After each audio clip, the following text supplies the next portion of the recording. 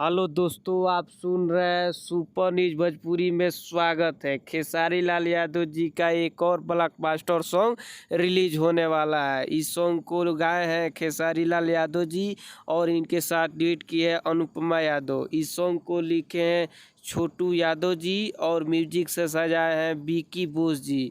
इस song में खेसारी लाल यादव जी के साथ एक्ट्रेस लीड की है यामिनी सिंह जी। इस सॉन्ग को वीडियो डायरेक्टर किए हैं टीम संजू जी। इस सॉन्ग सारेगामा हम भोजपुरी यूट्यूब चैनल पर यानी कि आज ही सुबह 7 बजे फुल HD वीडियो को रिलीज कर दिया जाएगा। आते हैं इस सॉन्ग को खूब सारा प्यार से बात दीजिए और ब्लॉकबस्टर सॉन्ग कीजिए। इस सॉन्ग को सुबह 7 बजे सारेगामा हम भोजपुरी यूट्यूब चैनल पर रिलीज कर दिया जाएगा, यानी कि 24 नवंबर को सुबह 7 बजे फुल HD वीडियो रिलीज कर दिया जाएगा। खेसारी लाल यादव जी का फैन है तो लाइक करें और न्यू है तो चैनल पे सब्सक्राइब करके बेल आइकन घंटी प्रेस करें।